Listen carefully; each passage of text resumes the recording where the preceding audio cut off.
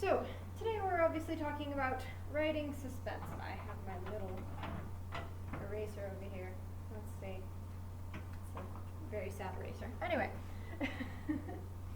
Alright, so, first, just to explain, because I think a lot of people, when they think suspense, think thriller, horror, action. Any genre can and needs suspense. Romance needs suspense. You need that romantic tension of, are they going to get together? Are they not going to get together? You need that suspense and mystery saying, are they actually going to catch the bad guy? Or is the murderer going to walk free? You need that tension in realistic fiction too of, oh hey, maybe their goal's just as simple as raise enough money to go to college. Well, what if the day before they find out that someone has been stealing money from their fundraiser? And they're like, crap, I'm not going to make it. You need suspense ultimately to help your readers want to keep reading. Now, that being said, if you do too much suspense, then it loses its quality. You want suspense to be something that you use to flavor things, to spice things up, and make things more interesting, but you don't want it to be overwhelming. It kind of is like a hot sauce or things like that, where your spice level is going to depend on what the genre is. So you're going to want more suspense, for example, if it's an action thriller. You might want slightly less suspense if it's a realistic fiction. So that kind of comparing it to, but you're never going to want to do so much spice that the person dies and their mouth's on fire. So hence why I use the spice analogy, is because you want it to be appropriate to your story, and you don't want so much that your reader's going, I can't handle this. Because too much tension is, believe it or not, also a bad thing. However, ultimately, I think it is always a good thing, and you can always benefit from more. It's easier to take out suspense than it is to add it back in. So better to have too much than too little, and then you can dial it back down, kind of like watering down that soup or something like that. If you have like a very spicy gumbo and you've had way too much, you just add a little more broth, chill it down a little. Whereas it's a lot harder to just keep adding and adding and adding, or at least in the editing world, it's a lot harder to add it back in than it is to take it out, in my experience. All right, that being said, oh, is the marker going to work? Is the marker going to decide to die on me immediately? Yes.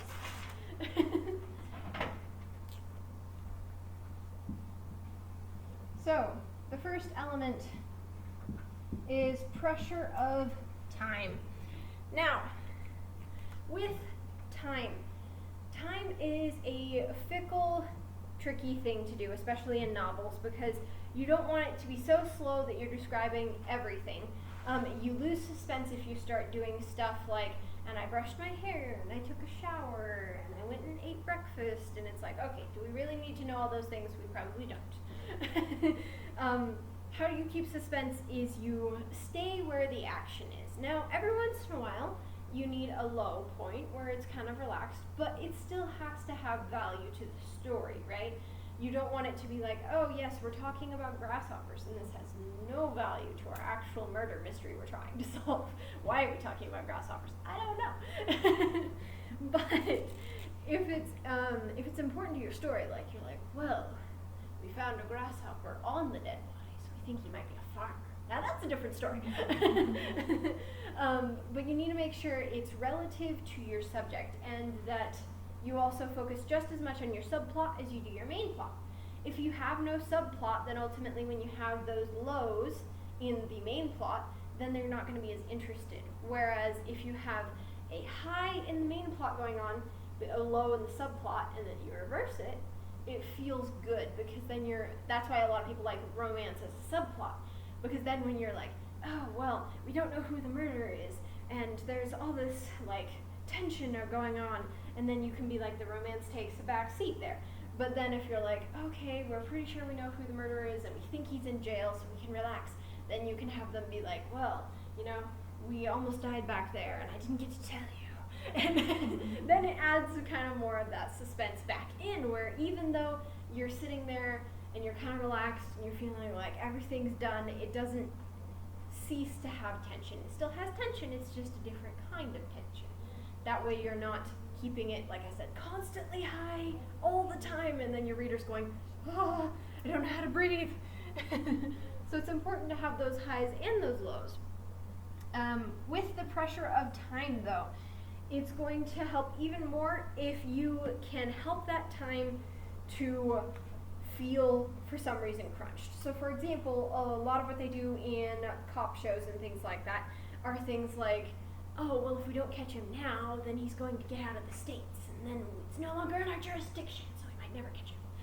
Or they might do something like, there is a bomb about to go off in 3 hours, and if we don't figure out who set the bomb, then we can't figure out how to get it off before it detonates. You know, that sets a time crunch.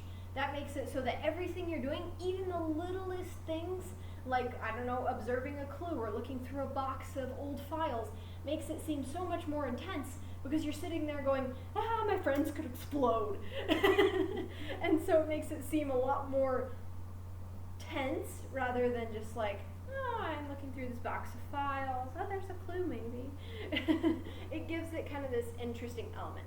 So pacing of time is very important. You want to make sure you skip the things that aren't important, but you still keep some sort of tension of time. There needs to be some reason why ultimately they have to get it done by X date. Even like I mentioned earlier with the realistic fiction, they have to get this money fundraised, otherwise they can't go to college, and college is in, 5 weeks or something like that. And so as a result, that gives a timer, right? By the end of that 5 weeks, she better raise that money, or else. And so it kind of gives this illusion of tension, even when there's less tension in the events. Like, she could be going to an ice cream parlor sitting with her friends all nervous about college, but that seems even more tense if she's only got, half the money raised and there's 2 weeks left. It changes the tone of the scene to have a time pressure on there. All right. Next one. False security. This is one that pisses off readers a lot and makes them very frustrated, but that's why we do it. Is because it makes our readers very frustrated and like, you author. But that's the good thing. It's a good thing ultimately. Trust me, without it they would be like, oh, it's lame and boring. So ultimately, even if they're like yelling and screaming at you, how could you do this to me? You're like, because I care. So it's because I care that I do this. So with false security, this helps make sure that when you pull the rug out from under them, it really amps up that suspense. Suspense doesn't feel as suspenseful if you're like, there's pressure, there's pressure, there's pressure. If there's pressure everywhere, then it just kind of feels like stressful. Whereas if you're going for suspense, it's like, I want to alleviate this pressure, but I'm not so overwhelmed that I just want to crash. And with that being said, create a false sense of security. So maybe, like I said, with the realistic fiction idea, maybe she's raised all the money and she's like, oh my gosh, I got this. And then last minute she finds out that the person who was doing the fundraiser stole it all. Crap. Like, you went from false sense of being like, she's gonna make it security, to being like, uh-oh, now what?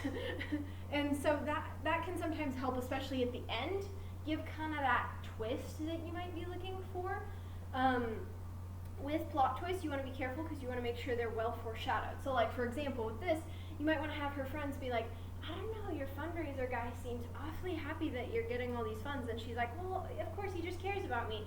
And they're like, I don't know, you barely knew the guy before he started this fundraiser, fishy red flags here. But then, of course, have her just sweep it under the rug, false sense of security. Now, the tricky part with this is not making the main character seem naive. You don't want them to be naive, but you also want them to be a little bit ignorant. I mean, that's realistic, right? We as people sometimes can just sweep things under the rug, and then later we're like, oh, yeah, I should have actually been paying attention.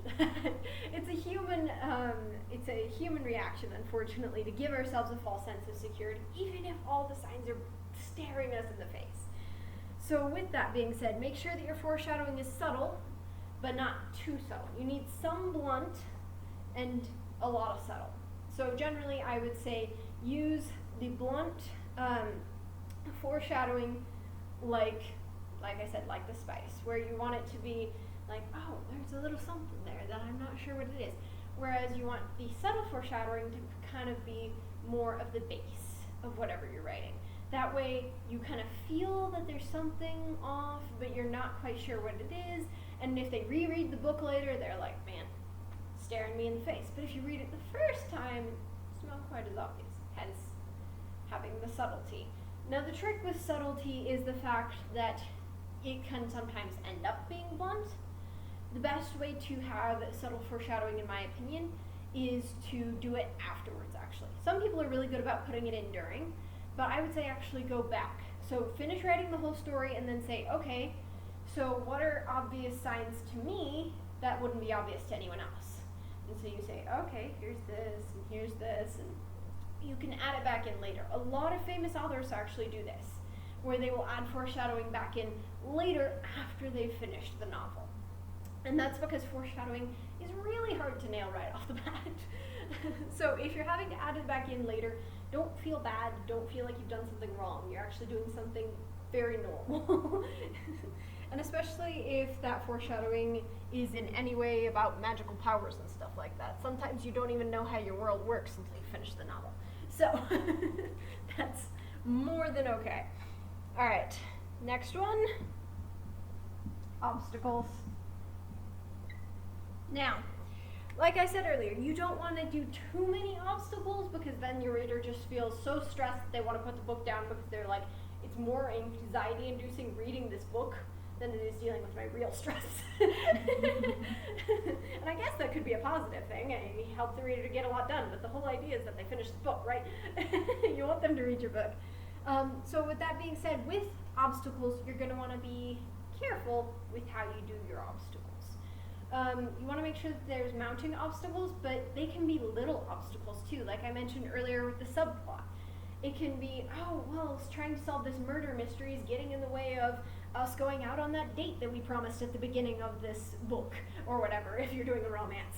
Or if you're doing some other subplot of the main thing is fantasy and the subplot is something like they gotta go find this particular potion ingredient, otherwise their friend's gonna be in danger, and they're like, well, but we've also gotta stop this evil king, and it's like, well, but right now so-and-so's gonna die without this potion ingredient, so we're putting that on the back burner.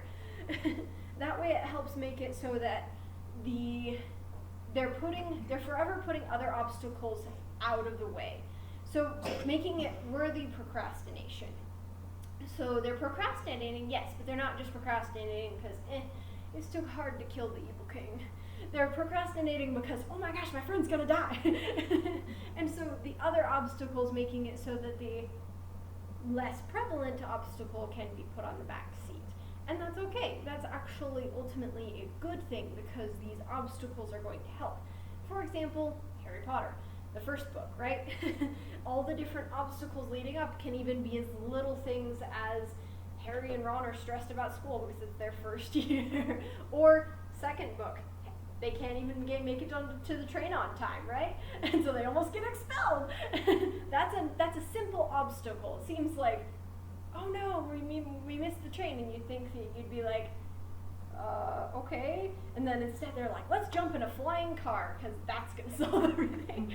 And ultimately that creates another obstacle where they're constantly being like, I want to have you expelled because you exposed all the muggles, and so you expose magic to muggles. And so you're kind of building up all these mini obstacles on the way to the larger obstacles. Or even the obstacle of everyone thinks it's Harry.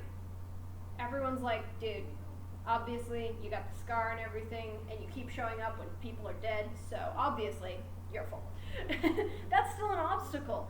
Even though it doesn't seem like an obstacle, when you really think about it, that's an obstacle because he has to overcome the idea that in order to chase down this greater evil, he's going to still look like he's following it because it's him, even though he's following it for the right reasons.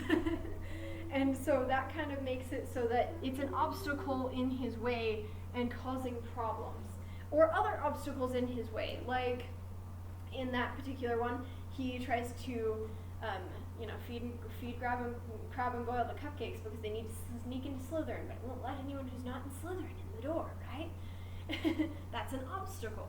It's kind of these mini obstacles in the way of the larger obstacle. You want to make sure that it's not too big. You're not like, okay, there's a dragon. Now there's an even bigger dragon. Okay, too much maybe. However, if you want to have an army and then a dragon, okay, that's a little more doable.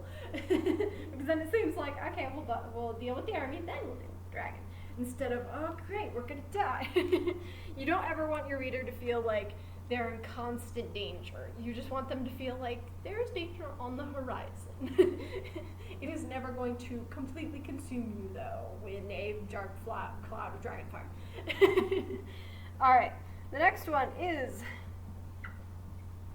well-rounded characters.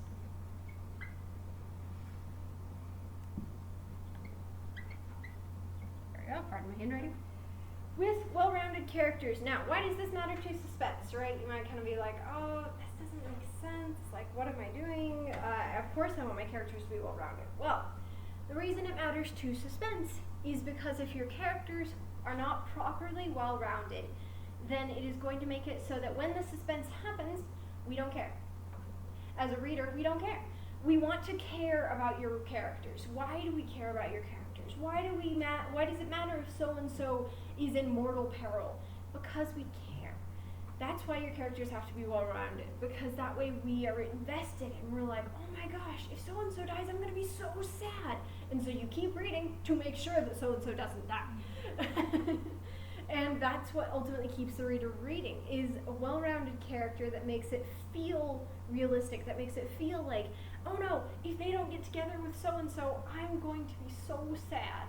So you're like sitting there cheering for them and you're like, come on, you gotta say it, you gotta say you love her. And you're sitting there cheering for them, even if it's something as simple as asking them out on a date and telling them that they love them, which is actually really hard. Because they're well-rounded. If they're well-rounded and we can relate to them, then it feels much more intense and feels much more like, oh my gosh, if this doesn't happen, it's going to be the end of the world. And that's what keeps your reader going. Now, that also being said, it helps if your villains are also very well-rounded, because of the fact that if they're fighting an evil that's just like, I am evil to be evil, that doesn't really feel intense, right? Whereas if they're fighting an evil that's like, if this evil wins, there will be no sunshine, there will be no nothing. That's far more like, okay, so I definitely want the characters to win now. Whereas if it's just like, I am evil because I am destroying everything and I have no purpose other than to destroy things, that feels a little bit more, why do we care? It's kind of like when you watch kids shows as a little kid and their reason of like, I'm destroying everything because this dog bit me and so I hate dogs now, something like that. Then that makes it so that as a kid you're like, oh no, how could you hate puppies? But when you're rewatching that as an adult, you're like, he needs a little bit more, a little bit more character development.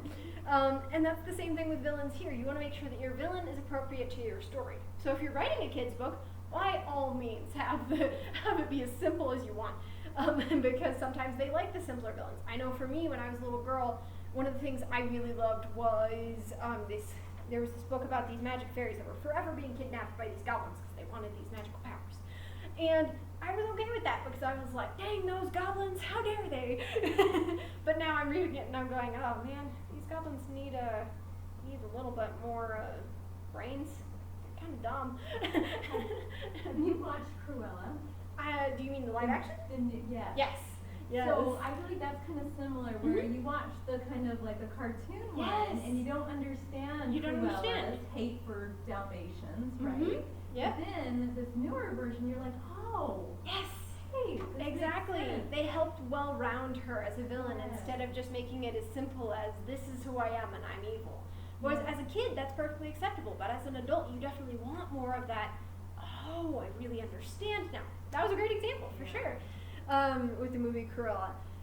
So with well-rounding your villains, you just want to make sure that they somehow feel relatable, or like in Cruella's case, you feel like they actually might be in the right.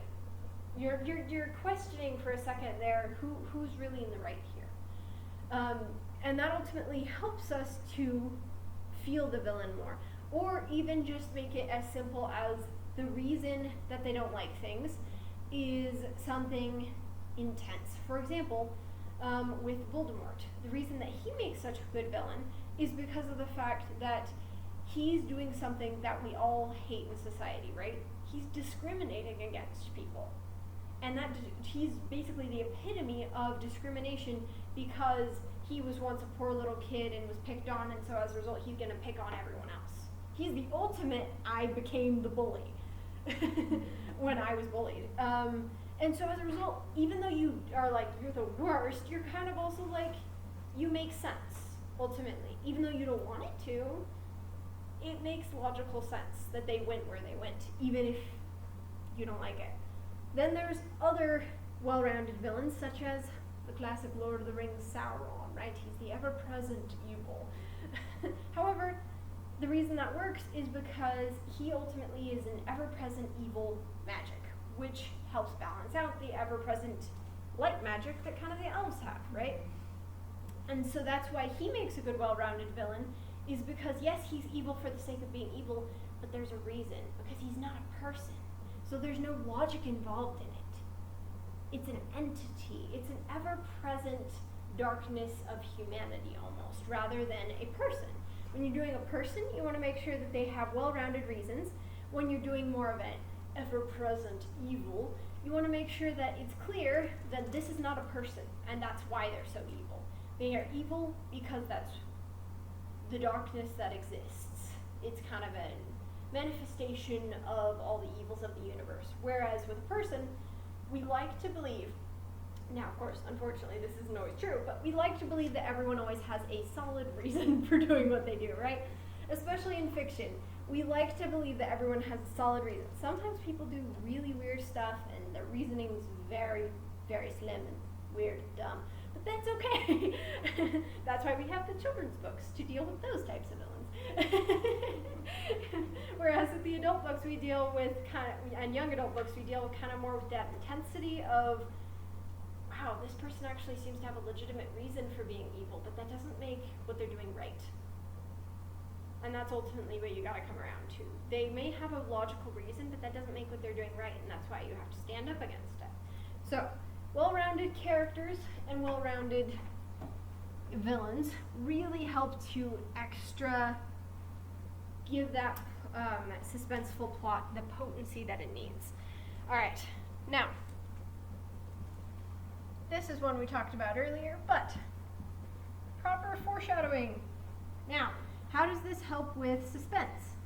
Well, it helps make sure that when you do things like slip out the rug from under them and they're like, ha, false security, they're not like, what? And it ends up being what's called a deus ex machina. Now, I actually have a whole lesson on this for the Adult Writers Club, so if you have more questions, you can always pop over there. But I'm going to give you a basic idea of what that is.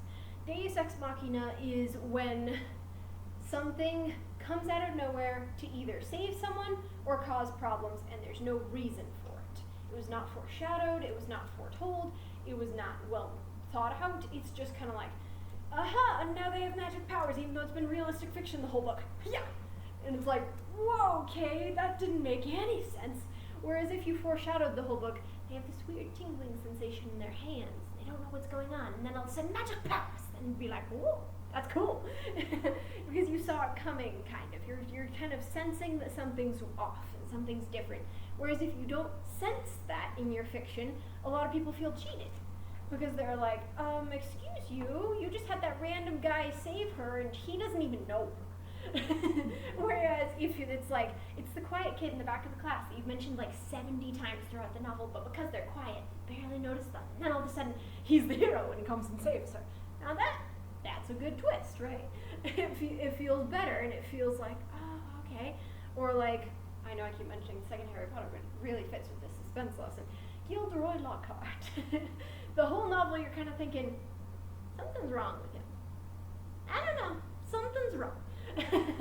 And then finally you're like, why is he so like cowering with the Cornish pixie thing? And like, he's pretending to be this dark arts master and yet he's barely teaching us like actual stuff. He's basically just sitting there and being like, huh, I'm great. And you're like, okay, this doesn't feel right. And then finally he's like, I got all my fame from stealing from people. And you're like, oh, everything makes sense. Whereas if he'd actually been a competent teacher, like Remus Lupin was or something like that, and he was a good teacher and he was doing good things and he was making it so that you were like the best dark arts students ever, and then all of a sudden he's like, I'm a fraud. You'd be like, pardon? You're a fraud? That doesn't make any sense.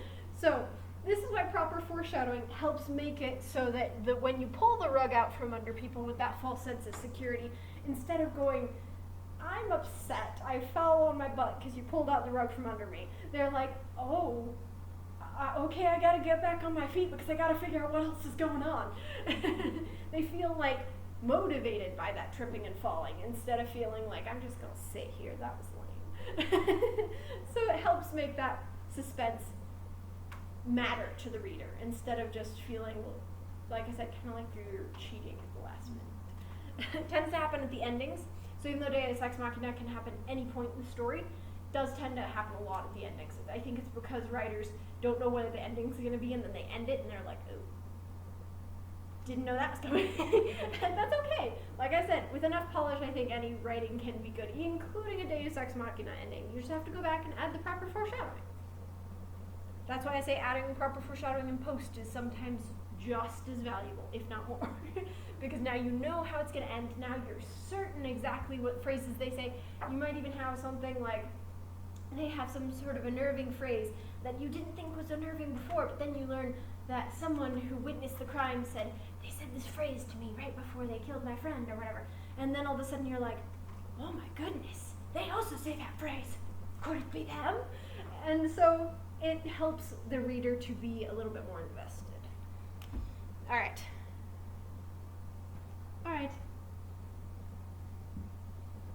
Now, this kind of fits with well-rounded characters, but it's not quite the same. Because well-rounded characters just means that you can relate to them and that they're emotionally feel like a real person. This is different. Make sure they're likable. If we don't like the main character and they're kind of a jerk, why do we want them to be rescued? Why do we want them to save the day? Don't see a reason. Whereas if you make them so likable that your reader's like, oh my gosh, I wish I was them, or I wish they were my best friend, like, that makes it so that when they're in trouble, you're like, oh my gosh, I want to help them, and the only way to help them is to finish the book to figure out what's going on, because I am not in this book physically. And it helps you, it also helps to make them likable, because then when bad things happen to them, you feel for them, right? Whereas if they're just well-rounded and you're like, oh, well, they're a jerk, but there's a reason they're a jerk, you're kind of just like, eh. But if they're actually genuinely likable, then you're like, oh my gosh, I can't believe that the villain, like, I don't know, kidnapped their best friend. Like, how dare they do that to that character? It's more of a, like, I am furious at the villain, instead of being like, oh, well, I could care less if I see that character again. That's not the reaction you want. You want to make sure they're likable enough that your reader isn't like, yes, I'm glad they're gone, bye. You want to make sure that they're begging for them to get rescued, begging for them to come back. Now, the only reason I mention this is because a lot of people like doing characters with redemption arcs, and even though that is fantastic, not have anything against that, but if you're going to do a redemption arc character, you got to make sure that when they're in trouble is when we actually care. Because if they're in a bunch of trouble and they're still kind of acting like a jerk and they're only about halfway through their redemption arc, you're kind of like, okay, I guess they're getting better, but I don't see their worth and value yet. A great example of this is, and in a good way, is Avatar: The Last Airbender. With Avatar: The Last Airbender, there is a character, since it seems like you guys aren't familiar with it at all, I would recommend watching it because they do a really great job with redemption arcs, but with that, they have this character that has a redemption arc, and for the first little while, they don't do anything really with them. They make sure that they're not really in trouble, they're pretty much okay. They're like, yeah, they keep failing at what they're trying to do because they're trying to be evil, and well, they'll be redeemed later. But at the same time, the reason why you like them so much later and care so much about them later is because they take a whole season to establish that they're kind of evil, and then they take a whole 2 seasons to basically show you this is why they're evil and this is why they don't want to be evil anymore. And so they've really earned that redemption, and by the time they've earned that redemption, you're like, oh my gosh, if anyone hurts them, because you're like, they finally became a good person, you know. Whereas if they did it back when they were, kind of not a great person, you would have been like, good for them, sweet, we got rid of that guy. They were the worst. So you got to make sure that if you're doing a redemption arc, you wait till they're likable before you have suspenseful things happen to them. Otherwise, you don't really care. All right, so next is actually going to be a very controversial one, but I agree with this, and I'm going to explain how it makes sense. So, first off, I'm going to say something. Show, not tell is absolutely what you want to do 100%, pretty much all the time. That being said, example of show, not tell, just for a quick second. They had blonde hair is telling. Whereas if you say they flipped their blonde hair, that's showing, because you're demonstrating the blonde hair through action, rather than just stating it like a fact. However, with violence, specifically, you want to actually show less. Because the human imagination is far more powerful than anything you could describe. And so as a result of that, you don't want to tell everything that's happening. That's not what I'm saying. I'm just saying that you don't want to give us gruesome detail of exactly how this person murdered this person. No. It's actually more scary and frightening if you just say the sound or the sickening smell when they go to investigate afterwards.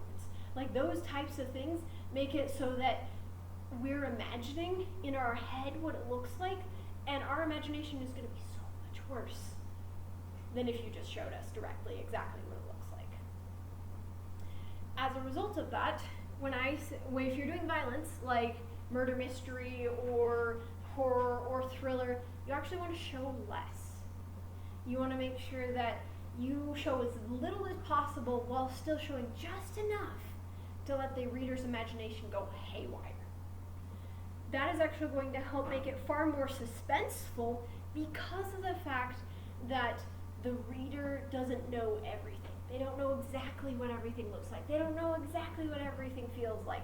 They are just as much in the dark as the people who are investigating. And that feeling they're in the dark helps to promote suspense because of the fact that they are so anxious about the fact that they have just as few answers as the people do. And ultimately, I think one of the scariest things, and one thing that I've mentioned in prior lessons, I don't know if I recorded those though, because that was back before I recorded, about horror and thriller writing and things like that, is that ultimately we as human beings are very scared of the unknown. And so if you give us certainty, we're not going to be nearly as scared as if you give us the unknown. If you leave things unanswered and leave things unsure, that gives a very unsettling feeling in our gut, right? We like to have certainty. We like to have our doors locked. We like to know that the people down the street are good people. We like certainty. But if you start messing with our certainty as a reader, that's when we start going, I'm a little on edge here. And that's when we start freaking out. That's what builds really good suspense as far as more intense action-based things go. Now, I will specify with action-based just because of the fact that with things like romance, it actually might be more important to show more. And the reason I say show more is, you know those classic Hallmark movie things. What's the most intense moment, right? When they almost kiss, right? And so the almost kiss. And the reason that's so intense is because they're showing you how close they are, showing you that they're this close, and then they get broken off. You're like, no! You're so upset, right? That helps build suspense because you're showing more. So, with violence, show less. Leave us uncertain. But with other genres, such as realistic fiction and some fantasy, depends on if you're, like I said, involving violent things or not, and romance, you want to make sure to actually show more. Show just how close they got before you decided to say, nope, not giving that to you yet, reader. That's going to help your reader want to be like, now I have to keep reading because eventually they're going to kiss, right? And I got to get there. All right, next one is moral dilemmas. And this applies to everything. So this one's a little bit easier to do. Now, when I say moral dilemmas, with mystery, we're thinking the classic, like, well, I know that he's the guy, but I can't prove it. And so do I forge evidence to prove and get him in jail? Or do I take the higher road and I wait until I have sure evidence, but then he might get away. He might kill someone again, right? That's intense. You're like, that's a dilemma. That's an obstacle sitting in their way that you're like, you're right, I don't know what you should do. And ultimately what they do is going to show you what kind of character they are. And that's going to show who your audience is too. Because if your audience likes more morally gray characters and is just like, as long as they get the bad guy, I don't care, they're going to prefer if they forge the evidence, right? Whereas an audience who is like the very good, like, I don't care, it's the law, and like they're very stalwart, the type of hero, they're the pure hero, you know, then they're going to want them to not do that. And so that's actually going to help define your audience too, as well, with writing. Because that ultimate choice is going to help define your audience. That being said, there's also other types of moral dilemmas. For example, with realistic fiction, and especially YA romance, you got the classic love triangle, right? The moral dilemma of, do I pick the guy who's been super, super nice to me and he's my best friend, but I'm not sure if I see him as a romantic interest, or do I pick the tall, dark, handsome stranger? You know, it's kind of that, will they, won't they kind of thing. And that gives you a moral dilemma. Or even another moral dilemma of, well, I can't be with them because if I go with them, then that would mean I have to leave all my family and friends, and I can't leave them right now because they're in a crisis. That's a moral dilemma as well. These are kind of things start layering on each other, even for, like I said, realistic fiction. So yes, this absolutely applies to things like dragons, fantasy, murder, mystery, etc., but it also applies to real life, right? Moral dilemmas are a thing we experience in real life, right? Absolutely. And so as a result, this can apply to any genre of writing with moral dilemmas. You can have a moral dilemma happen at any point in your writing, and I would definitely say if you're trying to make it more suspenseful, have at least one moral dilemma, if not two. Because that helps build an obstacle that's not so intense that we're like dying of stress, but we're still like a little nervous about it, right? We're kind of like biting our thumb, like, what are they gonna choose? Instead of being like, oh my gosh, they're about to get eaten by a dragon, cliffhanger. That's a different kind of suspense. And again, you want to layer different kinds of suspense. Moral dilemma helps make sure that you're kind of thinking, oh, well, they're the bad guy, but they're also my best friend, but they claim that they, you know, did all this for the right reasons, kind of the Robin Hood idea, you know? They are stealing from the rich to feed the poor. And it's like, well, that's a good thing, but they're also still stealing, right? And so that kind of feeling right there is kind of what you want to give to your readers to make sure that they're kind of on your side, you know? They're like, all right, well, I'll wait. And then, like I said, when you finally make that decision, it's going to not only define who your character is as a person, and you're going to want to make sure you're consistent with that. Because some people are like, oh yeah, they decided to kill this bad guy, but they decided not to kill this bad guy. And it's like, what? You want to make sure you're consistent. Once you have them cross that moral Rubicon, so to speak, that moral bridge over the water, they're not going back. That bridge is burned, and they're moving on forward. And so you got to make sure that this defining moment for your character does truly define them as how you want them to be defined. Are they a pure hero? Are they a vigilante? Are they somewhere in between? And if so, how do you make that clear to your readers? Especially because we all like different kinds. Yes? What's a vigilante? Vigilante. So vigilante is basically kind of like I was saying earlier. All they care about is getting the bad guy put away. So they're like, I'll forge evidence, or I'll go capture the bad guy even though we don't have any evidence right now, and I'll make him talk. And so it's more like saying, with a vigilante, it's more like saying the law doesn't apply to me so long as the bad guy gets put away. Does that make sense? Okay. Because unfortunately, it is a reality of life that 99% of the time the law's pretty dang great.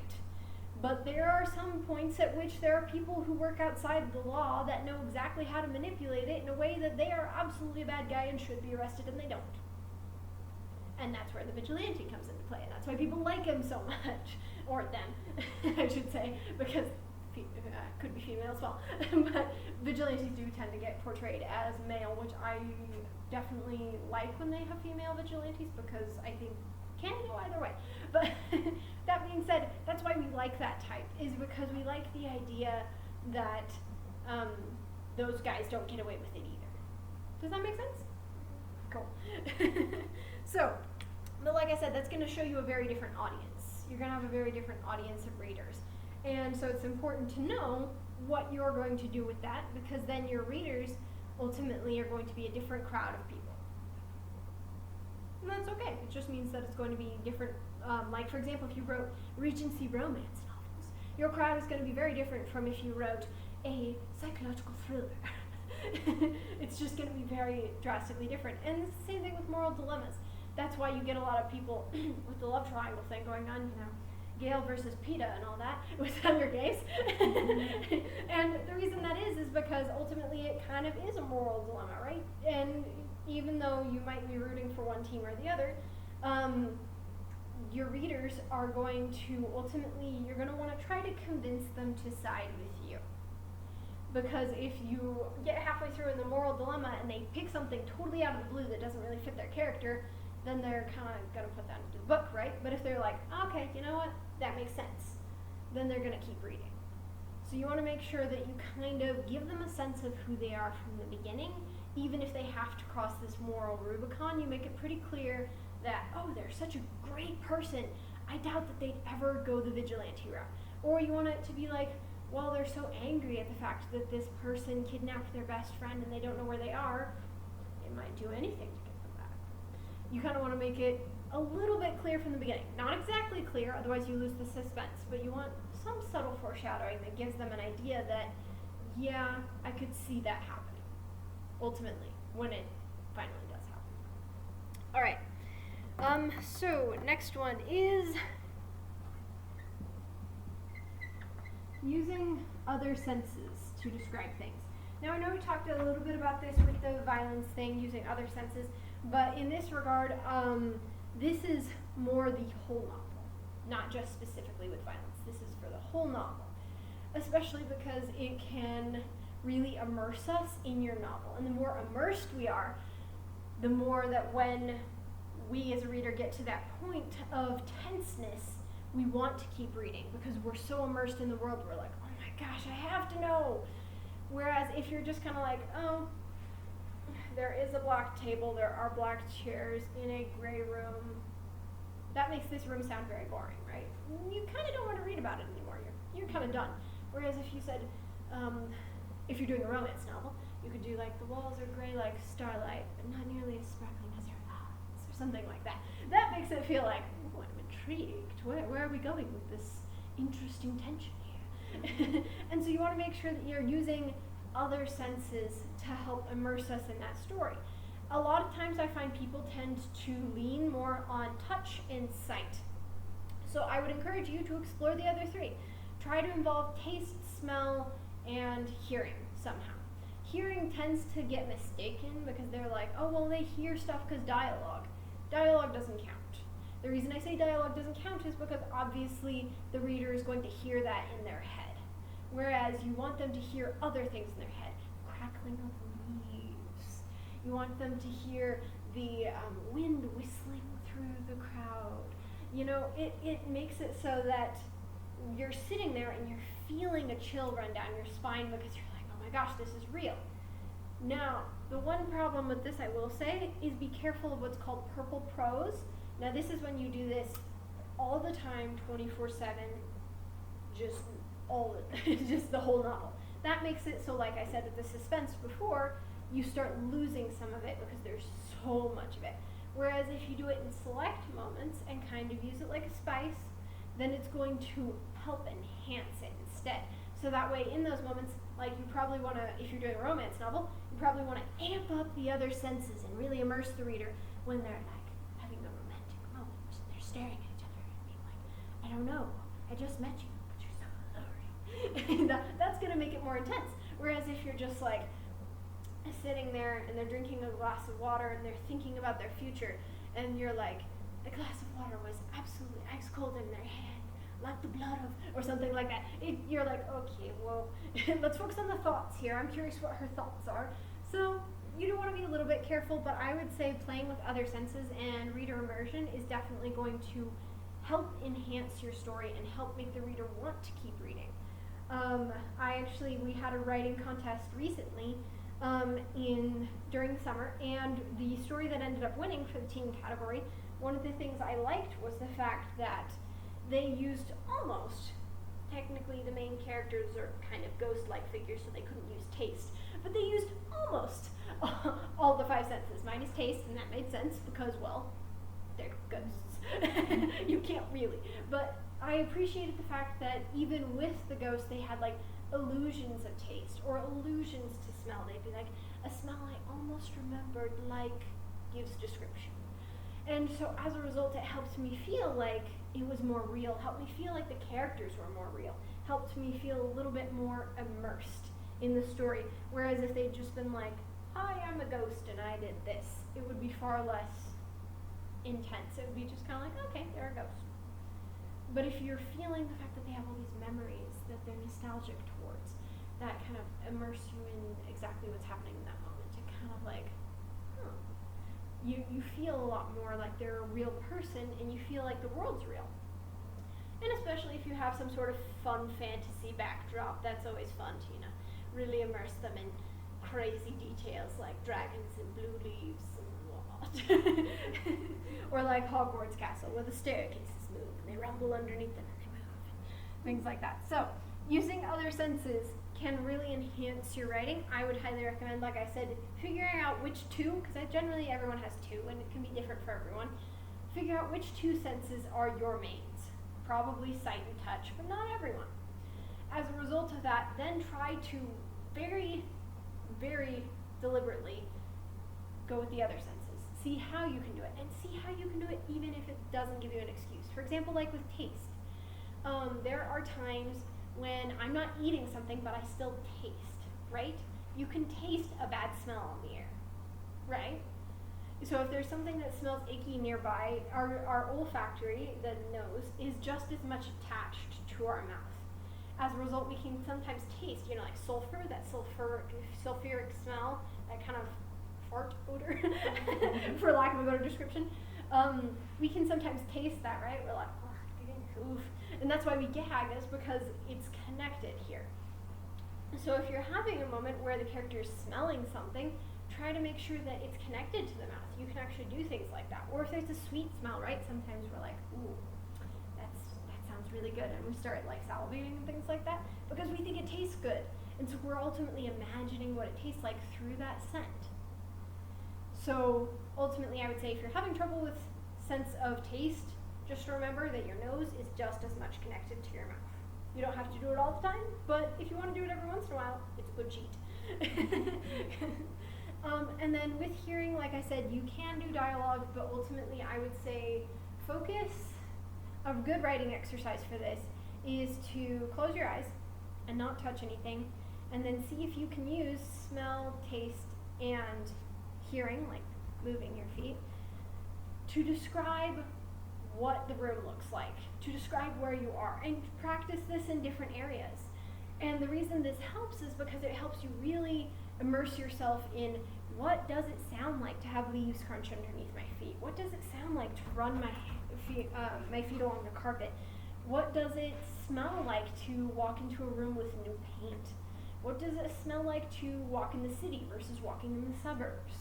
And I'll be honest, granted I also have been told I have an insane sense of smell, but I'll be honest, everywhere smells different. You'll notice that if you start like just thinking about sense of smell. Now my two senses are sight and smell, so that might be why.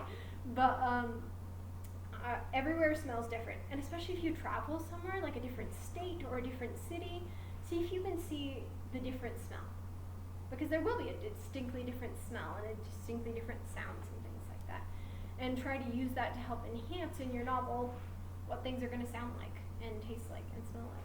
All right, moving on from that. last one. All right. Now, this is what we call reader promises. Now, with reader promises, this is when you tell the reader, this is a romance story. So obviously by the end, they're going to be a couple. They're going to be a thing. Now, if you give them this reader promise of this is a romance, and then by the end, they haven't got together, your reader's going to be upset. That's not a good thing. You don't want your reader to go away like slamming down the book and being like, I'm done. It's not a positive reaction. You want them to be like, if there was a second book, I would not be upset. Kind of like, I can see some more going on here. You want to make sure that you promise the reader something, but if you promise them that, you follow through on that promise. Now, reader promises can be something as simple as, these two are a couple, they will probably get together at the end. Or if it's a tragedy, you can do something like have something foreboding happen and be like, well, every time that these two families have had someone fall in love and they try to get together, they die mysteriously or something like that. And so you're like rooting for them the whole time, but at the same time you're like, I can't watch, they're gonna die. This helps build up suspense because you're constantly having the idea of there's this promise that hasn't been fulfilled yet. Now this is where it comes in the romance genre of will they, won't they? This is when, they break up because their parents told them to, because they just don't understand the classic dramatic romance. And they're like, we can't be together because my parents think you're a bad person. And then, of course, later the parents are like, well, we just didn't understand. And then they're like, really? And then they run back to each other in the rain, classic. The classic. But that reader promise that they're going to get together helps you want to keep reading because you're like, no, but you promised. You gotta fulfill that promise, dude. It's like when you promise someone, I'll pay you back for that. And they're like, you technically still owe me $2. It's the same thing with the reader. If you promise the reader, hey, by the end of this book, we're going to have them ride a dragon because they really desperately want to ride a dragon. They're going to achieve that goal. Well, make sure that they ride that dragon because otherwise your reader's going to be a little sad. But hanging those reader promises over your head of those big lofty goals or dreams can really help. I actually have, I think it's coming out in September, I have a client that I worked with on a book called Meeting Twilight. Her name's Arlen Carmen. It was really good. It's a fantastic book. I would recommend it. It's coming out, I think September's next month. Yeah. I'm a little scatterbrained. But with the reader promises, she did a really good job of having this promise of, oh, she's going to go save so-and-so. No spoilers. But at the same time, you're like, can she save so-and-so? And so it gives you that reader promise of the will they, won't they, of the suspense of, can she actually save them? Will she actually save them? She wants to save them, she needs to save them, you're connected to them. And so it's that constant promise that's dragging you along through the story, even if you're like, oh, well, this isn't as interesting because they're just studying because there's magic and they need to study for their magic exam and whatnot. Like, that makes it far more interesting because the whole time they're constantly like, I can't even focus because I need to save so-and-so. Why am I doing this? And it makes it far more, give a lot more tension if you have a reader promise that you're dangling in front of the reader. It's kind of like a cat toy with a cat. You're like, you want the cat toy? You want the cat toy? Okay. And then you zip it the other way and zip it the other way. I don't know if you guys have ever played with cats. Cats are great. But yes, when you zip it back and forth, that's what you're doing with your reader promises. The reader promise is the cat toy, and your readers are the cat. You want to make sure that they will follow that to the end of the earth to make sure they eventually get that promise, that goal fulfilled. And make sure that if you're not going to complete it in that book, you make it clear. So for example, if it's romance as a subplot, not as a main plot, and so they're eventually going to get together, but maybe not till book 3, you got to make sure that's clear to the reader. You got to make sure that there's enough obstacles in the way that the reader's like, I don't know if they'll actually get together by the end of this book. And then when they don't, they're not like disappointed. They're just like, oh, maybe next book. And that makes them pick up the next book, right? Because there's that promise of, well, maybe in this one. And so they keep reading because they're hoping to have that promise fulfilled ultimately. So that's going to be different whether you're doing a series or a single novel. Alright, and we have 5 minutes left, so we have a perfect amount of time for questions on suspense. Things that I didn't cover, things that I did cover that you were confused about. Questions about suspense and building suspense. You can even do novel specific if you're like, I have a character that's done X, so how do I build more suspense? That's okay too.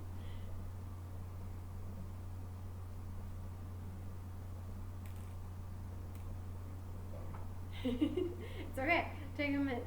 Feel free to take a second to think. Like I said, we have about 5 minutes left on this one. If you have a question, feel free to ask. Or like I said, if there was something confusing, also feel free to ask. So you said you were particularly interested in suspense. So was there a reason particularly why with your current writing?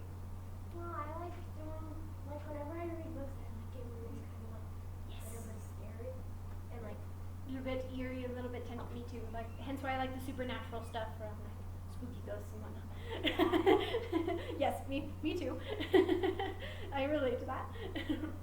yeah, and like try making lots of like murder mystery things. Murder mystery is definitely fun. That is my permanent thing I put on in the background while I do chores. Is murder mystery. So I get that. It's definitely my binge TV show of choice. These murder mysteries. Yeah, I would say particularly with murder mysteries, the best way to go is there is actually a pretty popular formula for murder mysteries. Now you can break the formula, but be careful breaking the formula because people like the formula for a reason. So it's kind of like with cooking. You can mess with baking cookies and change up the ingredients, but they might not turn out right. So you might need to hone the recipe a little bit, right? So I would say this is the basic one that I know of for murder mystery formula, but if you're gonna mess with it, feel free to mess with it, but know that if it doesn't work, just don't be discouraged. Just fiddle with it. Kind of like I said with cookies. If you mess up the amount of flour, it's going to change how much you need of everything else, right? So it's not that you did it wrong, it's just that you need to shift it a little bit, fix it a little bit, and that's okay. So with murder mystery, I would say the best way to build suspense is, first of all, to have, obviously, some sort of hint at the murder in the very first chapter. So some people do this, obviously, in books and TV shows by actually showing the murder, right? They don't show you who the murderer is, but they generally are like, there's this guy walking around in his office and you have no idea who he is, and then suddenly he gets whacked in the back of the head, and you're like, oh no, what just happened? And then, of course, you go to the police officer going, man, yeah, he's really dead. And they're like, how could he have died? He was such a nice guy. And then you're like, So generally start with the murder. I would say if you don't start with the murder, my pen is dying. If you don't start with the murder, I would say at least have it somehow intrigue within the first little while. So if you don't show the murder, for instance, you could have them examining the body the next day, have the classic Sherlock kind of like staring at it, maybe like, all this evidence. And then have it be interesting because, I don't know, like I said earlier, everyone likes the guy, so why would anyone kill him? Or it's confusing because it seems almost supernatural, They look like they're, all indications say that they were strangled, but there's no marks of strangulation, so how would it be? So how were they strangled without being strangled? You gotta have something that's making it so that they're interested and invested in solving the murder. Or you can do it something so they're interested and invested, like the police officer shows up and they're all like, sir, you can't go in there. And he's like, what are you talking about? I'm a detective. And they're like, sir, it's your best friend. And he's like, what? And so of course then you want him to solve the murder because you're like, it was his best friend, man. How could you? So I would say generally the formula for tension with that goes, somehow relate the reader to the murder. Somehow make it so they want you to solve the murder within the first couple chapters. I would say preferably the first chapter, but if you're gonna wait a little bit, make sure that you have some other reason why they keep reading, because you generally want to start with action or drama in your first sentence to first paragraph. Generally I say first sentence, but first paragraph is okay. And the reason why is because some readers are picky enough, especially especially in today's modern society of clicking on things so fast that you can't even, So as a result, first lines have become increasingly more important because you have about 7 seconds to entrance your reader before they're just like, I'm done. Which is why I say generally first chapter is important to do the big things. But if you're going to do the second chapter, you make sure there's another reason why they want to keep reading within that first chapter. Now, next, that being said, after the murder, you establish, oh, my marker's totally dead, so I'll just say it out loud.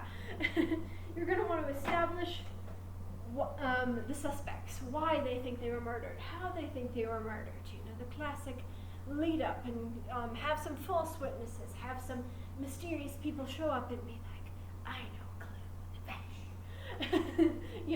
the classics. And then after you have that build up, make sure that just about the time you think they're about to get the murderer, either the murderer walks free or it's not them. And if you're going to do the it's not them and do a plot twist and be like, you thought it was them, but it's them. You gotta make sure, once again, proper foreshadowing. If you're just like, and it was the butler, even though we only talked about the butler once in the first paragraph. Kinda gonna be a problem. And then the final, of course, solving the murder. Now, I will say with solving the murder, there are so many different ways this can be done. You can either have them chasing down the bad guy, or you can have them confronting the bad guy, or you can have the classic, well, of course it had to be them, because explains Sherlock kind of style, or Scooby-Doo style if you're also into Scooby-Doo, where they're constantly like, well, of course it makes sense, and Velma pushes up her glasses and explains. So, I would say with murder mystery in particular, you're gonna want to connect your readers to the murder. That's gonna ultimately hold the most suspense. Is your readers want to have a reason why they're connected to the murder, either because they witnessed it via your author third-person perspective, or because, like I said, it's the detective's best friend, and so they're like, gasp, how could they do that to that wonderful person? Or you want to connect them to it because it's mysterious, and so they're like, well, it's so confusing, I want to understand. And you don't want to confuse it too badly, because if you confuse it too badly, then they'll just be confused and put the book down. But a little bit of mystery and allure and confusion can actually want a reader to keep reading, especially if you're doing paranormal type stuff, like there was a ghost that murdered the guy. Then you want to make sure that it's kind of confusing. And they're all like, well, he died of a heart attack, but he's 22 years old and perfectly healthy. And you're like, that's weird. So, those are my tips for murder mystery as of my personal opinion. Again, you can mess with the formula, you can fiddle with the formula. Lots of people have. Agatha Christie's a great example if you want to see people fiddle with the formula, because she generally takes that formula, throws it out the window, and mixes it up in a giant blender. So, if you're looking for people who don't follow the classic formula, I'd say she's a great one, because she tends to not follow the formula and yet somehow works out great. So, as a result of that, I would say if you're looking for formula diverse, I would say go with that. If you're looking to follow the formula, that's what I would recommend for that particular formula. Any questions from that? Or are we good? I'm glad it was helpful. Glad it was helpful. Okay, in that case, I'm going to pause this video. Oh, wait, quick question while I have statement while I have the video on. During November, I'm going to be doing a first chapter writing contest, because November is National Novel Writing Month. Now, even if you don't write your whole novel, you can still participate in the National Novel Writing Month contest, because it's just the first chapter. However, unfortunately, there is a limit of 3,000 words. I did have a limit of 6,000 words for the last contest, but some of my coworkers felt that was a lot of reading. And I agree. Unfortunately, there was some of them that I was like, crap, I have to get this finished, it's tomorrow. And so it was a lot of reading, even though I enjoyed being able to be like, yes, have more words, my writers, because I, as a writer, like having more words too.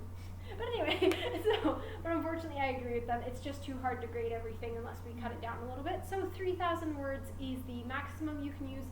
1,500 words is the minimum, but that's purely just because I don't want you to write a paragraph and call it a chapter. Because I have had people do that in contests in the past. And so, as a result, it has to be at least 1,500 words, can be up to double that, being 3,000. That's not going to be till November though, so if you want to work on it now, I'm more than happy to give you feedback on it and different things like that. Just let me know. And I wanted to say that on the video too, because we're missing a lot of people today. Like normally we have like 10 kids in here, so I'm guessing that everyone's either gone doing their final summer things or something. So remember, November, that's going to be going on. If you're interested, please ask me for more information.